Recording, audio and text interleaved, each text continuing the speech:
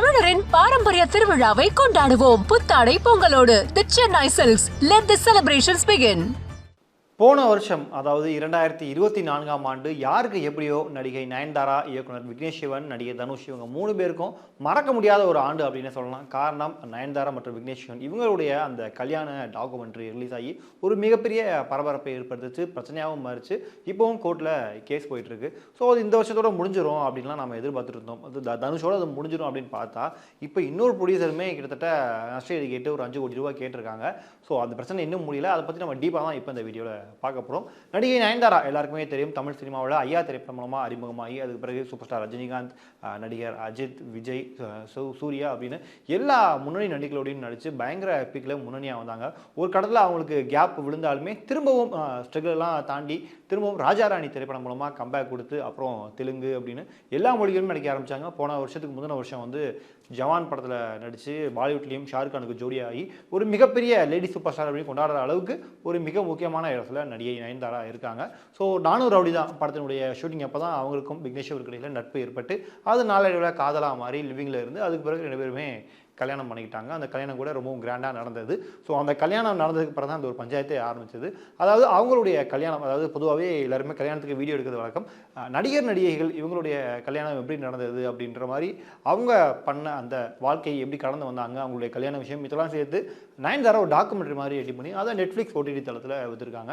So அதில் அவங்க கடந்து வந்த பாதை இந்த மாதிரியான விஷயங்கள்லாம் இருக்கிறதுனால அவங்க நடித்த அந்த நானும் ரவுடி தான் படத்தினுடைய ஃபுட்டேஜஸில் இதை யூஸ் பண்ணியிருந்திருக்காங்க. ஸோ வழக்கமாக என்ஓசி கேட்குறது வழக்கம். அந்த மாதிரி அந்த படத்தினுடைய தயாரிப்பாளர் யார் அப்படின்னு பார்த்தீங்கன்னா தனுஷ் தான். ஸோ தனுஷ் தான் அந்த நானும் ரவுடி தான் படத்தை தயாரிச்சிருந்தார். ஸோ அந்த படத்தில் வந்த சில காட்சிகளை வந்து யூஸ் பண்ணியிருக்காங்க, என்ஓசி அனுப்பிச்சிருந்தாங்க. பட் தனுஷ் சைடில் வந்து இதுக்கு ரிப்ளை எதுவும் வரல. நான் தயாரித்த என்னுடைய படத்தில் இருந்து சில காட்சிகளை நீங்கள் யூஸ் பண்ணியிருக்கீங்க, அதுவும் நீங்கள் நெட்ஃப்ளிக்ஸ் தளத்தில் விற்று அது மூலமாக நீங்களும் காசு வாங்க தான் போகிறீங்க.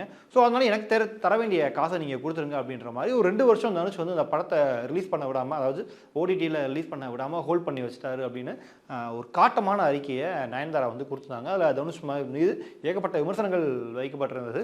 ஒரு பக்கம் ரசிகர்கள் வந்து இதில் தனுஷுக்கு ஆதரவாகவும் இன்னும் சில பேர் நயன்தாராவுக்கு ஆதரவாகவே தங்களுடைய கருத்துக்களை சொல்லிட்டு இருந்தாங்க.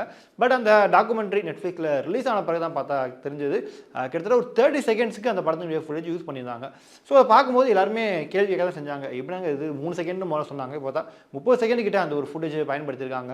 அஸ் அ தயாரிப்பாளராக அவர் கேட்குறது சரிதானே, எப்படியுமே இவங்க நெட்ஃப்ளிக்ஸ் ஓடி தளத்தில் ஃப்ரீயாக ஒன்றும் கொடுக்கலையே, அவங்க காசு வாங்கி தானே கொடுக்குறாங்க, அதனால் ப்ரொடியூசர் இவர் கேட்குறதையும் தர வேண்டியதானே அப்படின்ற மாதிரி மாறி 2 பேருடைய தரப்புலையும் பேசப்பட்டது. இந்த ஒரு பிரச்சனை அப்படியே போயிட்டே இருந்தது.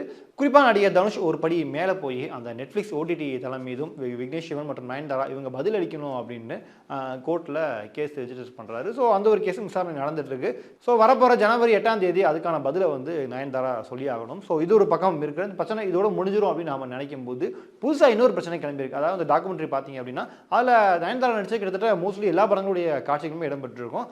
அப்படி ஒரு மிக முக்கியமான திரைப்படம் தான் சூப்பர் ஸ்டார் ரஜினிகாந்தோட அவங்க சேர்ந்து நடித்த முதல் திரைப்படம் சந்திரமுகி திரைப்படம். ஒரு மிகப்பெரிய ஹிட் ஆச்சு. கிட்டத்தட்ட 1 வருஷத்தை கடந்து தமிழ்நாட்டில் ஓடின ஒரு மிக முக்கியமான திரைப்படம். ஸோ அந்த படத்தினுடைய காட்சிகளுமே அதில் யூஸ் பண்ணியிருந்திருக்காங்க. ஸோ இதுக்காக அந்த படத்தை இப்போ யார் வச்சுருக்காங்க, அந்த படத்தை தயாரித்தவங்ககிட்ட எந்த விதமான பர்மிஷனும் வாங்கலை, பர்மிஷன் வாங்காமலே நயன்தாரா அது பயன்படுத்தியிருக்காங்க அப்படின்னு இப்போ அந்த தயாரிப்பு நிறுவனம் படத்தை வச்சுருக்கவங்க வந்து 5 கோடி ரூபா நஷ்டஈடு கேட்டு இப்போ அவங்களுமே நோட்டீஸ் அனுப்பிச்சிருக்கிறதா தகவல் வெளியாயிருக்கு. ஸோ நடிகர் தனுஷ் மட்டும் தான் இதில் பிரச்சனை பண்ணுறாரு அப்படின்னு சொல்லிட்டு இருக்கும்போது இப்போ இன்னொரு தயாரிப்பாளருமே என்கிட்ட கேட்கல, பர்மிஷன் வாங்கலை அப்படின்ற மாதிரி அவங்களுமே நோட்டீஸ் கொடுத்துருக்காங்க. ஸோ இந்த நயன்தாரா டாக்குமெண்ட்ரி பிரச்சனை இப்போ வர நீண்டுகிறதா இருக்குது. ஸோ இதை பற்றி நீங்கள் என்ன நினைக்கிறீங்க அப்படின்ற உங்களுடைய கருத்துக்களை மறக்காமல் கீழே கமெண்ட் பண்ணுங்கள். தமிழரின் பாரம்பரிய திருவிழாவை கொண்டாடுவோம் புத்தாடை பொங்கலோடு. The Chennai silks. Let the celebrations begin.